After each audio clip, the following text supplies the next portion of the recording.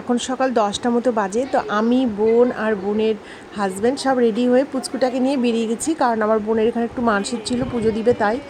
তো চলো সেখানে মন্দিরটা তোমাদের ঘুরে ঘুরে দেখাবো। খুব সুন্দর, কালিয়াগঞ্জের নাট মন্দির, খুব নামকরা। আর সেখানে একটা বছরের একটা সময়ে ওখানে কীর্তন টীর্তন হয়, অনেক কিছু হয়, তো সেটা দেখাবো। তো বাবা এখন গাড়িটা বের করছে, জল টল দিচ্ছে, তো আমরা যাব। আর আজকে দেখো ওয়েদারটা কত সুন্দর, পুরো রাস্তাটাই প্রায় ছায়া ছায়া, এতটা ভালো লাগছে, রোদটা একদম অতটা গায়েই লাগছে না। আর বাড়িতে যখন ছিলাম তখন কি রোদ লাগছিল, মানে গরমে থাকতে পারছিলাম না। আর এখানে কি আরাম লাগছে, মানে রোদটা খুব সুন্দর লাগছে গায়ে। তো চলো আমরা বেরিয়ে গেছি। আর রাস্তাটা একটু তোমাদের দেখিয়ে দিই, কী সুন্দর গাছ চারিপাশে।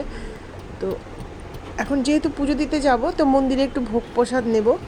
তো চলে এসেছি একটা খুব ভালো মিষ্টির দোকান, এর আগেও এখান থেকে নিয়েছিলাম, এখানে খুব ভালো মিষ্টি পাওয়া যায়।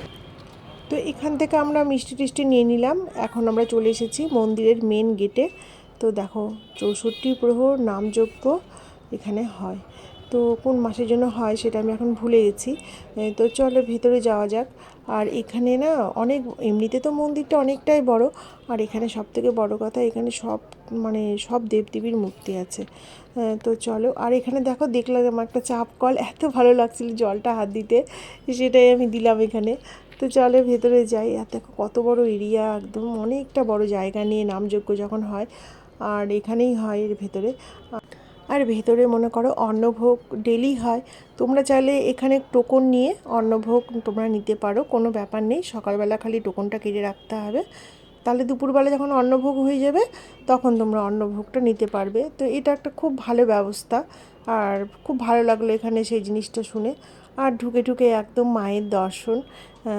তোমাদেরকে তো আগেই বললাম এখানে সব দেবদেবীর মূর্তি এই মন্দিরে আছে। তো প্রথমেই মায়ের দর্শন হয়ে গেল, যার জন্য ভীষণ ভালো লাগলো। তো চলো তোমাদের একে একে সব মন্দির দেখাই ঘুরে ঘুরে।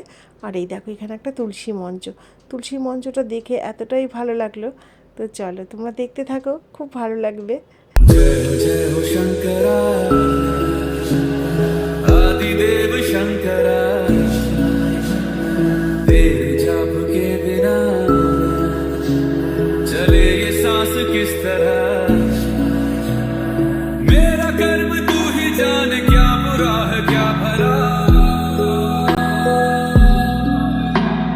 तेरे रास्ते पे मैं तो आंख मूंद के चला तेरे नाम की जोत ने सारा लिया तमस मेरा।